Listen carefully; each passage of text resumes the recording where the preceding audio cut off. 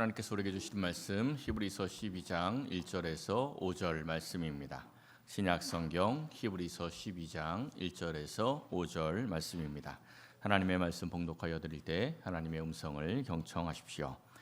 이러므로 우리에게 구름같이 둘러싼 허다한 증인들이 있으니 모든 무거운 것과 얽매이기 쉬운 죄를 벗어버리고 인내로써 우리 앞에 당한 경주를 하며 믿음의 주요 또 온전하게 하신 이인 예수를 바라보자. 그는 그 앞에 있는 기쁨을 위하여 십자가를 참으사 부끄러움을 개의치 아니하시더니 하나님 보좌 우편에 앉으셨느니라. 너희가 피곤하여 낙심하지 않기 위하여 죄인들이 이같이 자기에게 거역한 일을 참으신 일을 생각하라. 너희가 죄와 싸우되 아직 피 흘리기까지는 대항하지 아니하고 또 아들들에게 권하는 것 같이 너희에게 권면하신 말씀도 잊었도다. 일러스되 내 아들아 주의 징계하심을 경히 여기지 말며 그에게 꾸지람을 받을 때에 낙심하지 말라. 아멘. 지난주에 그 프랑스 리그에서 지금 활약 중인 이강인 선수를 사우디 리그에서 관심을 가지고 있다, 이런 기사가 하나 실렸습니다. 사우디 리그는 원래 이제 좀 변방 리그였는데 워낙 사우디가 돈이 많으니까 돈으로 좋은 선수들을 많이 영입을 했죠. 이 대표적인 예가 이제 호나우두 같은 사람은 연봉 3천억으로 데리고 들어갔습니다. 네이마르는 1,500억으로 데리고 들어갔죠. 이제 이강인에 관심이 있다 하면서 이제 떴던 그 기사 내용을 보니까 1,000억에 데리고 들어가려고 한다, 이렇게 이야기를 하더라고요. 이게 뭐 3,000원, 2,000원도 아니고 3,000억, 뭐 1,000억 막 이러니까 규모가 감이 잘 안 오죠. 연봉이 1,000억이면 한 시간에 1,140만 원을 버는 겁니다. 그러니까 이제 아침에 출근해서 반나절 운동하고 돌아오면 우리나라 사람들 1년 연봉 버는 거예요. 반나절에. 정말 어마어마한 금액이죠. 왜 이렇게 스포츠 선수들이 돈을 많이 버는가 해서 이제 각 스포츠별로 수익이 얼마나 많은지 검색을 좀 해봤더니 NFL, 이 미식 축구 있죠. 이 미식 축구가 1년에 23조래요. 메이저리그하고 NBA가 13조 정도의 수익이 있다고 합니다. 그리고 영국이 프리미어 리그 같은 경우에는 이 축구가 1년에 8조 정도가 된대요. 근데 이제 NBA나 뭐 메이저리그나 미식 축구는 미국 내에서만 이제 돌아가는 경기죠. 근데 축구 같은 경우에는 영국에서만 돌아가는 게 아니고 전 세계에 다 리그들이 있습니다. 그래서 전 세계 리그들의 이 수익이 어느 정도 되는지 봤더니 1년에 한 60조 정도가 된다고 합니다. 그야말로 어마어마하죠. 이 스포츠의 수익은 관중의 수에 비례를 합니다. 얼마나 많은 관중이 보느냐에 따라서 그 스포츠의 가치가 결정이 되는 겁니다. 관중 수가 많을수록 수익이 커지고 수익이 커지면 이 선수들의 연봉도 높아지게 되겠죠. 그래서 이 똑같은 축구 경기를 해도 평균 관중 수가 수만 명에 해당이 되는 유럽 리그들은 선수들의 평균 연봉이 굉장히 높습니다. 그래서 프리미어 리그의 평균 연봉이 52억이래요. 근데 똑같이 선수를 하고 있는데 똑같이 축구를 뛰고 있는데 우리나라처럼 평균 관중 수가 몇백 명에서 몇천 명 정도 되는 이러한 K리그 선수들은 연봉 평균이 2억이라고 합니다. 그러니까 관중 수에 따라서 굉장히 큰 차이가 있죠. 관중의 숫자가 곧 스포츠의 가치가 됩니다. 관중의 숫자가 곧 그 스포츠 선수의 가치가 되는 거죠. 이 사도 바울이 바울 서신에서 이 성도들의 삶을 경주로 비유할 때가 참 많이 있었습니다. 이 히브리서는 사도 바울이 썼냐 안 썼냐 뭐 여러 가지 말들이 있긴 한데 이 히브리서에서도 우리의 삶을 믿음의 경주, 이 믿음의 스포츠다, 이렇게 이야기를 합니다. 오늘 본문 1절을 한번 보십시오. 우리가 믿음의 경주를 하고 있는데 그 경주를 지금 보고 있는 이 구름같이 둘러싼 허다한 증인들이 있다, 이렇게 말씀을 합니다. 우리가 사람들이 많이 몰려오면 뭐같이 몰려온다고 이야기를 해요? 구름대같이 몰려온다. 근데 우리가 믿음의 경주를 하고 있는데, 우리가 믿음의 스포츠를 하고 있는데 그 믿음의 경주를 보고 있는 이 천국의 구름대와 같은 증인들이 우리의 믿음의 경주를 지켜보고 응원하고 있다, 이렇게 말씀을 하는 것입니다.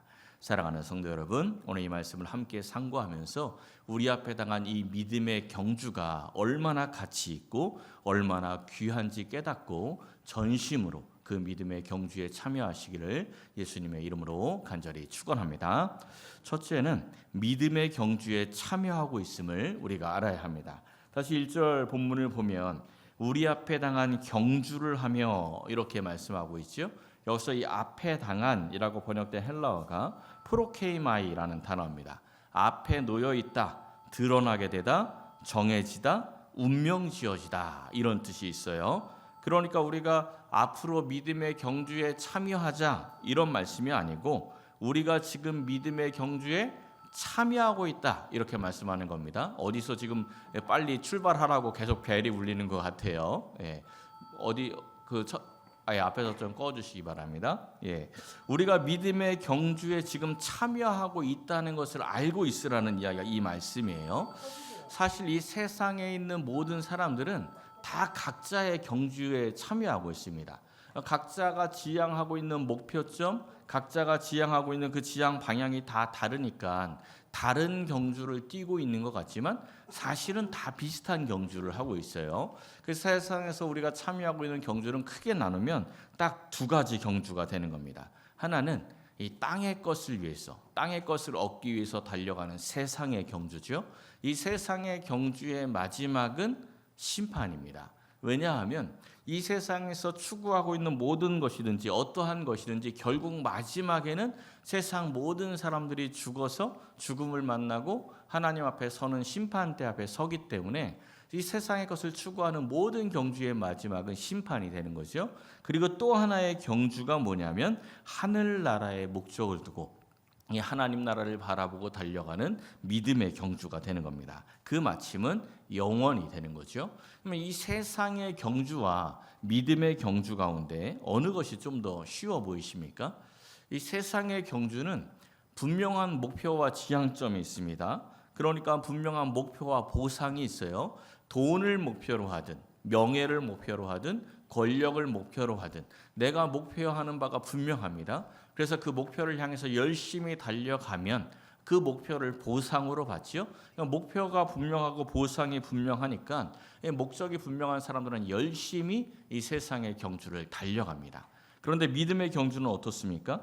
이 믿음의 경주는 믿음의 경주에 참여한 사람들이 자기가 어떠한 것을 목표로 삼아야 하는지 희미한 사람들이 굉장히 많습니다.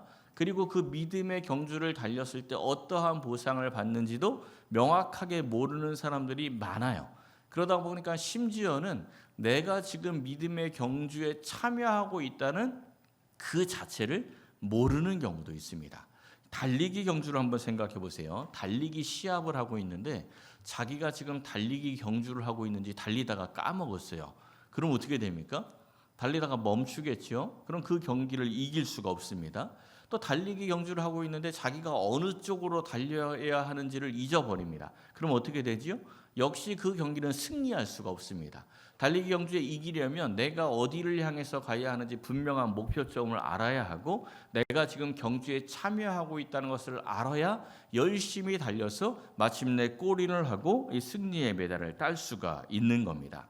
근데 왜 우리 믿음의 경주를 달리는 사람들이 자기의 경주의 목표 그리고 경주의 지향점을 잘 모르고 심지어 자기가 경주에 참여한 것을 모를 때가 있습니까? 이유가 뭘까요?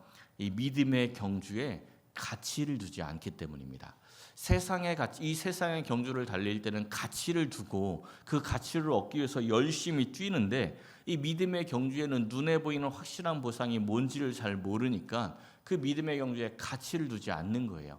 그러다 보니까 경주를 자꾸 잊어버리고 자꾸 소홀히 하게 되는 거죠. 그런데 오늘 본문을 기억하십시오. 우리가 참여하고 있는 이 믿음의 경주는 세상 어느 경주보다 더 가치가 있습니다.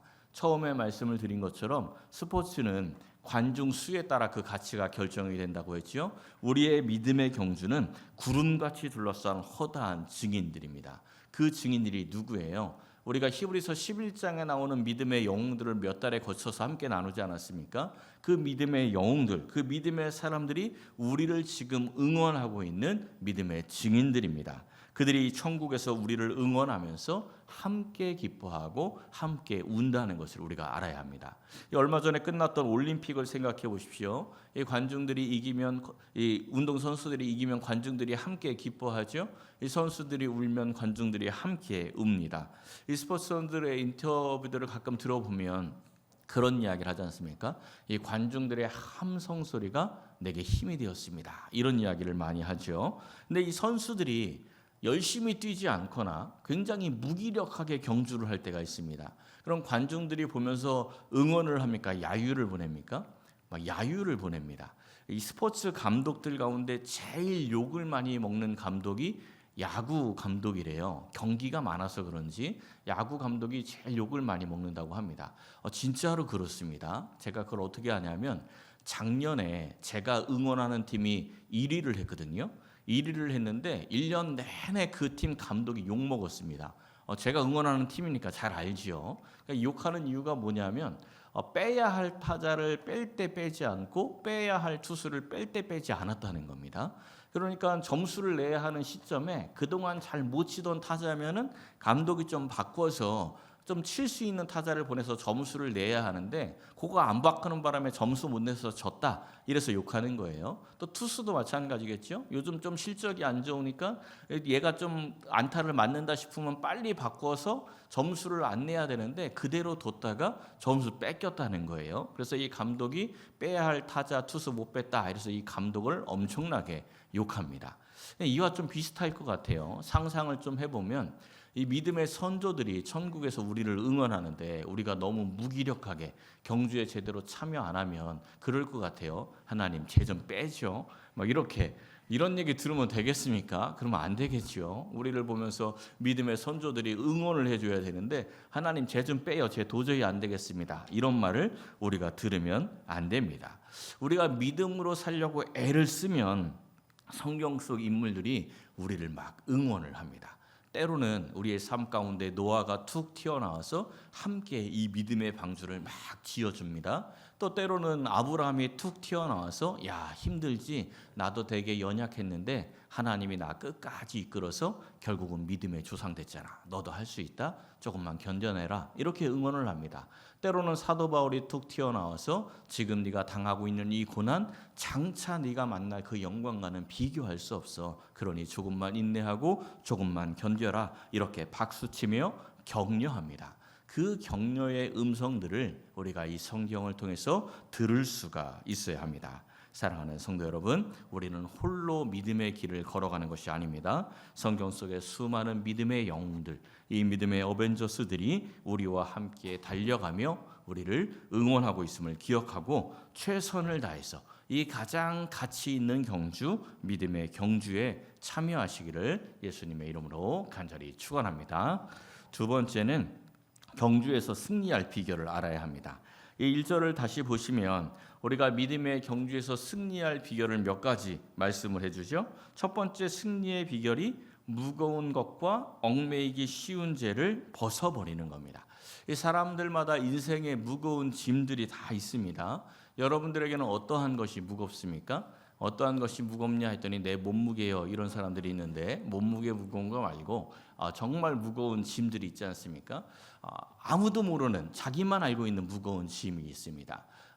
사랑하는 배우자도 모르고 가족들도 모르고 이웃 친구들도 모르는 자기만의 무거운 짐이 있다는 것이요. 그러한 무거운 짐을 내려놓아야 한다라는 것입니다. 얽매이기 쉬운 죄, 이거는 이제 내가 넘어지기 가장 쉬운 죄 또는 내가 하나님께 가까이 갈 때 제일 방해하는 유혹들, 이러한 것이 얽매이기 쉬운 죄가 되겠죠.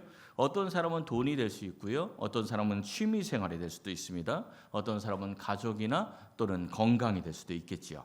이 각 사람마다 넘어지기 쉬운 것, 자기의 신앙 성장을 방해하는 것들, 그러한 것들에서 벗어나야 합니다. 근데 문제는 뭐냐면 다 알아요. 그죠? 교회 다니는 사람들은 다 압니다. 무거운 짐 내려놓아야 하고 얽매이기 쉬운 죄 벗어나야 하는 거 다 압니다. 그런데 이게 쉽지가 않다는 거죠.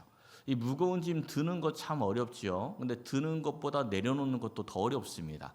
내려놓다가 다치는 경우 참 많아요. 내려놓다가 허리 삐끗하기도 하고 내려놓다가 이 손가락을 찌기도 합니다. 이 무거운 짐 내려놓는 게 참 쉽지가 않지요. 얽매이기 쉬운 죄는 어떻습니까? 말 그대로 얽매이기 쉬우니까 이게 마치 이 엉켜 있는 실타래처럼 이 벗어나기가, 이 풀어내기가 쉽지가 않은 겁니다. 이 몸에 꼭 맞는 그 면티 같은 거 잘 늘어나지 않는 옷 있죠? 그런 옷을 딱 입고 운동을 하다 땀을 흘리면 그 옷 벗기가 쉽지가 않아요. 이게 옷이 안 늘어나니까 이렇게 벗으면 땀에 젖어가지고 몸에 붙어서 잘 안 벗겨집니다. 그럴 때 누가 옆에서 이렇게 딱 잡고 쑥 벗겨주면 쉽게 벗어낼 수 있죠.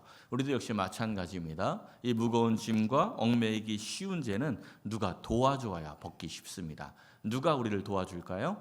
우리의 예수님, 우리 성령님께서 우리를 도와주시는 겁니다.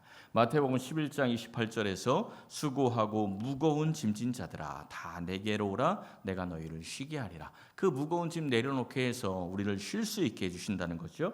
쉬게 하리라라고 번역된 단어가 아나파우인데 쉼을 주다, 안식하다, 계속 머물다, 기대어 있다. 이 무거운 짐진 자들이 예수님께 가면 예수님께 기대어 쉬게 해주시는데 잠깐 쉬는 게 아니고 계속 머물러서 예수 안에서 쉬게 해주신다는 겁니다. 예수님께 가기만 하면 쉬는 게 아니고요. 쉬는 방법이 있습니다. 이 말씀 바로 뒤에 해주신 말씀이 있는데 이렇게 말씀하죠. 내게 나의 멍에를 메고 내게 배우라. 그리하면 너희 마음이 쉼을 얻을 것이다. 예수님께 왔으면 나 왔어요 하고 끝나는 게 아니고 예수님의 멍에를 메고 예수님께 배워야 그때 쉼을 얻는 겁니다. 그러니까 오늘 말씀과 연결해서 생각해 보면 우리가 모든 무거운 것과 얽매이기 쉬운 죄를 벗어버리려면 예수님의 멍에를 메고 예수님께 배우는 거죠. 예수님께서 걸어가신 그 길을 우리가 함께 따라가려고 하는 것, 이것이 첫 번째 승리의 비결이라는 겁니다. 두 번째 승리의 비결은 인내로서 경주에 참여하라고 이야기했죠. 이것도 참 어렵습니다. 우리가 지난주에 그 믿음의 영웅들에 대해서 좀 보지 않았습니까? 그때 그들이 당했던 말씀을 다시 한번 보세요. 심한 고문을 받고 조롱과 채찍질을 당하고 결박과 옥에 갇히고 돌로 치고 톱으로 켬을 당하고 궁핍과 학대를 받았습니다. 내가 예수님을 믿는 것 때문에 이런 일을 당한다면 여러분 인내할 수 있겠습니까? 쉽지 않겠죠. 우리가 교회에서 봉사하다가 교회에서 일하다가 누가 싫은 소리 조금만 해도 당장 넘어지는 게 우리들 아닙니까? 열심히 봉사하는데 옆에서 누가 싫은 소리 해보십시오. 그거 그냥 그래 그러고 그냥 참을 수 있는 사람이 많지 않습니다. 거의 대부분 그런 소리 들으면 실족해요. 그런 소리 들어도 실족하는데 이렇게 고문, 조롱, 채찍질 이런 일들을 당하면서 어떻게 우리가 인내할 수 있겠습니까? 우리가 어떻게 해야 이런 일들을 견뎌내고 인내할 수 있겠습니까? 우리 본문 2절과 3절에 말씀하죠. 믿음의 주요 온전하게 하시는 이인 예수를 바라보자. 예수님을 바라보아야 인내할 수 있다는 겁니다. 예수님이 우리를 온전하게 하신다라고 이야기했는데 이 온전하다라는 뜻이 원래 그대로 이야기하면 완성케 하다, 완성하다 이런 뜻이 있어요.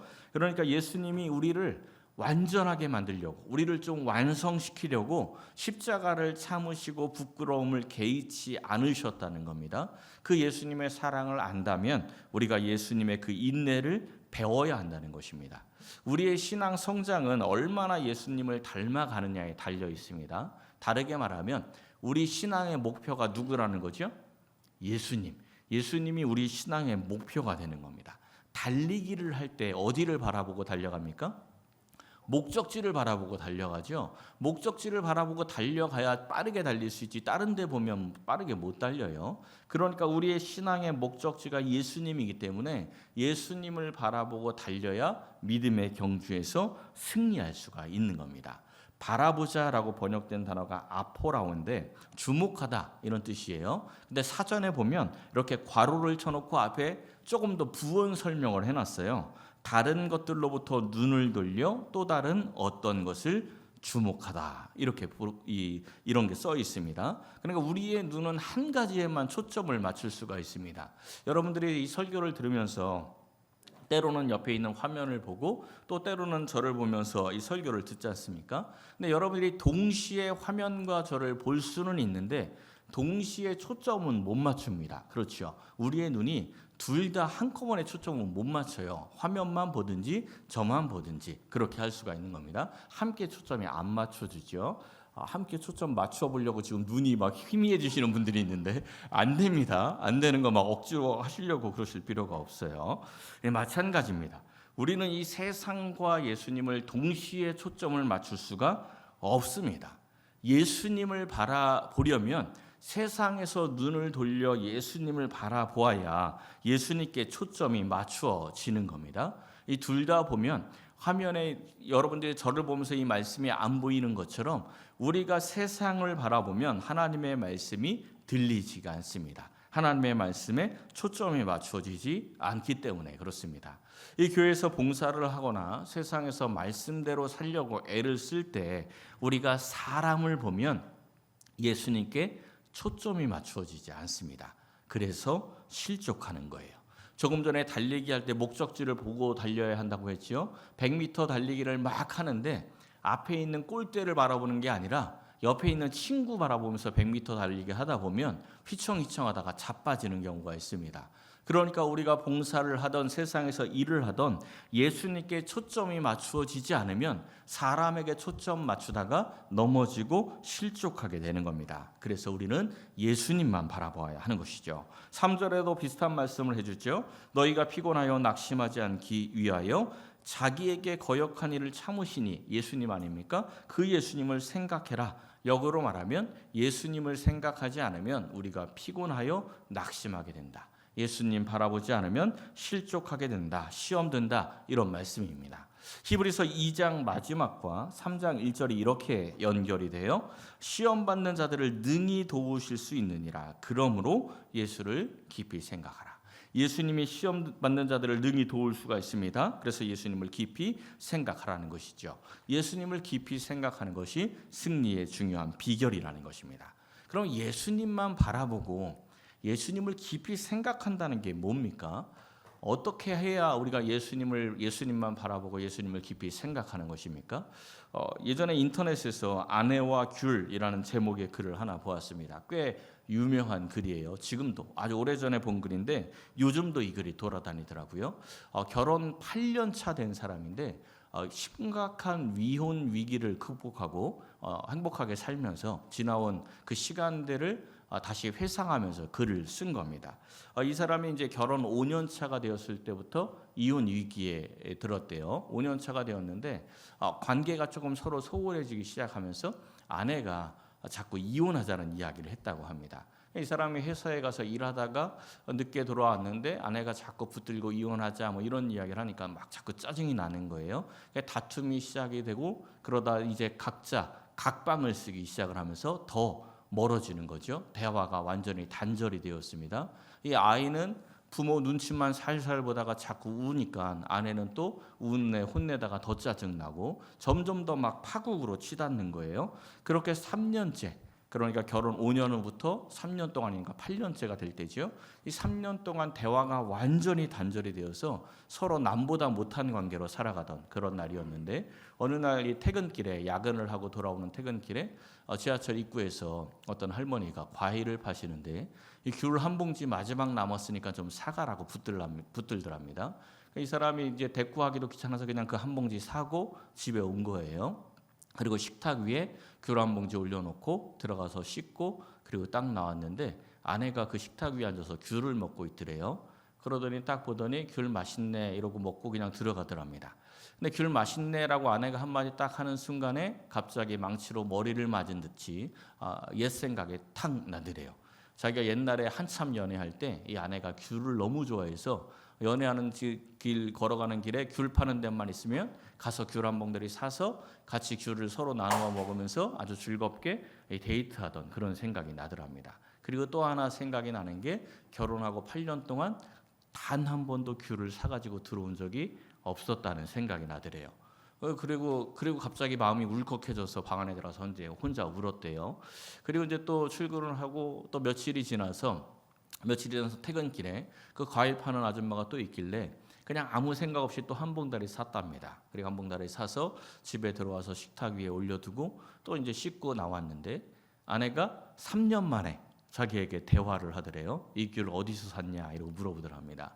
지하철 입구에서 샀다 그러더니 귤 참 맛있네 이러더니 또 귤을 먹다가 아이한테도 까주고 아이에게 아빠 갖다 드려라 하면서 또 까서 이 아빠에게 보내더랍니다. 이걸 먹고 이제 그날 밤 지나고 자고 다음날 아침에 출근 준비를 하는데 아내가 아침 식사를 준비를 하더래요. 3년 만에 아침 식사 준비하는 걸 본 거예요. 근데 그 아침이 자기 줄 건지 애 줄 건지 모르지 않습니까? 그러니까 이제 뭐 물어보기도 뭐 하고 씻고 출근을 딱 하려고 하는데 붙들더니 아침 먹고 가라고 그러고 이야기를 하더랍니다. 아침 식사를 딱 하는데 이제 갑자기 울컥한 거예요. 목이 메인 거죠. 그래서 펑펑 울었답니다. 그리고 미안하다고 이야기를 하고 아내도 펑펑 울었대요. 그러면서 이제 관계가 회복이 되었다. 이런 글이었어요. 굉장히 소소한 이야기인데 사실 좀 감동이 되지요. 근데 이 이야기를 보면서 예수를 바라보고 예수를 깊이 생각한다라는 것에 대해서 다시 한번 좀 생각을 하게 되었습니다. 우리가 예수만 바라보고 예수님을 깊이 생각한다는 게 세상 일 다 때려치고 종교 생활만 하는 것을 이야기하지 않습니다. 세상에서 열심히 사는 거예요. 바라보고 깊이 생각한다는 것은 이 남편이 아내가 귤을 좋아했었는데 이거 생각하는 게 아내를 깊이 생각하는 겁니다. 우리가 이 세상에서 살아가면서 우리가 예수님이 내게 무엇을 더 원하실까? 예수님이 더 기뻐하시는 것은 내가 어떻게 사는 것일까? 이거 한 번 더 생각하는 것. 이게 예수님을 바라보는 것이고 예수님을 깊이 생각하는 것입니다. 사랑하는 성도 여러분, 삶의 자리에서 예수님께 초점을 맞추시고 예수님을 깊이 생각하여서 믿음의 경주에서 승리하시기를 예수님의 이름으로 간절히 축원합니다. 마지막 세 번째는 죄와 끝까지 싸워야 합니다. 오늘 본문 4절 말씀을 보면 너희가 죄와 싸우되 아직 피 흘리기까지는 대항하지 않았다 이렇게 말씀합니다. 쉽게 말하면 목숨 걸고 싸우지 않았다 이런 이야기입니다. 그 블랙박스 가지고 방송하는 한문철 TV라는 그 채널이 있습니다. 얼마 전에 그 채널을 봤는데 어떤 사람이 끼어주기 안 했다고 끼어들기를 하려다가 옆에 있는 차가 자기 끼어주기를 안 했다고 보복 운전을 그냥 앞으로 왔다 뒤로 왔다 하면서 보복 운전을 혼자 하다가 혼자 사고가 나가지고 차가 옆으로 이렇게 딱 뒤집혀지는 그런 영상을 보았습니다. 그 영상을 보면서 제가 뭐라고 얘기했냐면 야, 참 사소한 일에 목숨 건다 이런 이야기를 했습니다. 그렇죠. 정말 사소한 일이죠. 그냥 몇 초 늦어진 거예요. 그죠? 끼어들기 하다가 양보를 안 해줘서 몇 초 늦어진 겁니다. 근데 몇 초 늦어졌다고 그 사소한 일에 목숨 걸다가 그렇게 사고가 난 것이요. 이 성도는 이 세상의 것들에 대해서는 온유하고 부드러운 마음으로 양보해야 합니다. 포기할 줄 알아야 돼요. 그런데 죄의 문제에 대해서는 피 흘리기까지 목숨 걸고 싸워야 합니다. 그런데 이거를 반대로 하는 경우가 너무 많습니다. 죄의 문제에 대해서는 그냥 그럴 수 있지 그리고 넘어가고 이 세상의 것들에 대해서는 정말 피 흘리고 싸우는 그러한 경우가 너무나 많지요. 이 구약의 이스라엘 백성들이 죄와 싸우지 않고 타협할 때, 이 세상하고만 싸울 때 그들을 회복시켜서 승리케 하시는 하나님의 방법이 징계였습니다. 오늘 보면 5절과 6절에서도 말씀합니다. 하나님께서 주신 말씀 잊지 말라고 하시면서 하나님이 주시는 고난이나 징계를 경히 여기지 말고 낙심하지 말라. 왜? 그 징계가 하나님의 사랑이기 때문입니다. 잠언 3장 11절과 12절에도 이야기하죠. 하나님께서 우리를 자녀로 인정하시기에 자녀로 기뻐하시기에 징계를 주신다는 겁니다. 그렇죠? 남의 집 아이가 공부 안 한다고 가서 막 징계하는 사람이 있습니까? 그렇지 않습니다. 남의 집 아이를 징계할 필요가 없어요. 내가 사랑하는 아이가 아니기 때문에 내가 사랑하는 자녀만 징계를 하는 거죠. 잔소리를 하는 겁니다. 왜? 자녀에게 왜 잔소리하죠? 자녀가 어떻게 살라고? 잘 살라고. 그와 마찬가지입니다. 오늘 10절 말씀을 보세요. 하나님께서 우리를 징계하시는 이유가 뭐래요? 우리의 유익을 위하여 우리가 잘 되라고 하나님이 징계하신다라는 겁니다. 하나님의 징계를 통해서 우리가 죄와 싸울 수 있고 승리하게 되는 것입니다. 그런데 이 11절을 보면 그 징계가 당시에는 즐겁지 않습니다. 슬퍼 보입니다. 힘들지요. 그런데 그로 말미암아 연단받은 자들이 의와 평강의 열매를 맺게 되는 겁니다. 훈련받을 때 스포츠 선수들이 훈련할 때 힘듭니다. 그런데 그 훈련을 견뎌낸 사람들이 메달을 얻는 거예요. 그 훈련을 견뎌낸 사람들이 많은 연봉을 받으면서 좋은 팀의 스카웃이 되는 겁니다. 그러니 우리도 끝까지 인내하고 견디면서 죄와 싸워야 합니다. 여러분 이 장면 기억나십니까? 작년 가을에 항저우 게임 때 롤러브레이드 결승 장면입니다. 우리나라 선수가 금메달을 확정할 수 있는 순간이었는데 아주 조금 일찍 그야말로 0. 몇 초 정도 승리의 세레머니를 하다가 바로 뒤에 따라오던 대만 선수가 발을 쭉 내밀어서 대만에게 금메달이 가고 우리나라는 은메달을 땄던 그 순간입니다. 이 아시안 게임은 금메달만 군 면제가 되지요. 3명의 선수가 개주를 했는데 그중에 한 선수가 아직 군대를 안 갔습니다. 이 동료 선수의 이 짧은 방심 때문에 군대를 입대해야 했어요. 그리고 그 연금들 나오는 것도 다 잃어버리게 됐죠. 그리고 결정적으로 롤러브레이드 이 경기가 항저우 아시안 게임이 마지막입니다. 더 이상 메달 딸 기회 자체가 없어요. 그래서 이 시상식을 보면 은메달을 땄음에도 불구하고 선수들 표정이 영 안 좋습니다. 특히 그 중에 한 사람 인상이 완전히 죽상인 그 친구가 군대 안 간 친구예요. 굉장히 얼마나 억울하고 마음이 안 좋겠습니까? 지금 우리는 믿음의 경주에 다 참여하고 있습니다. 구름같이 허다한 믿음의 증인들이 우리들을 응원하고 있습니다.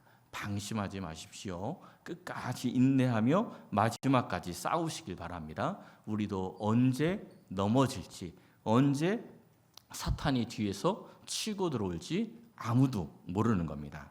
사랑하는 성도 여러분, 우리가 뛰고 있는 이 믿음의 경주, 세계의 어느 스포츠보다 더 가치가 있습니다. 모든 무거운 것과 얽매이기 쉬운 것들을 다 벗어버리시고 오직 예수님 바라보며 인내하여서 세상의 금메달과는 비교할 수 없는 우리 하나님께서 주시는 그 의의 면류관을 받는 복된 인생이 되시기를 예수님의 이름으로 간절히 축원합니다.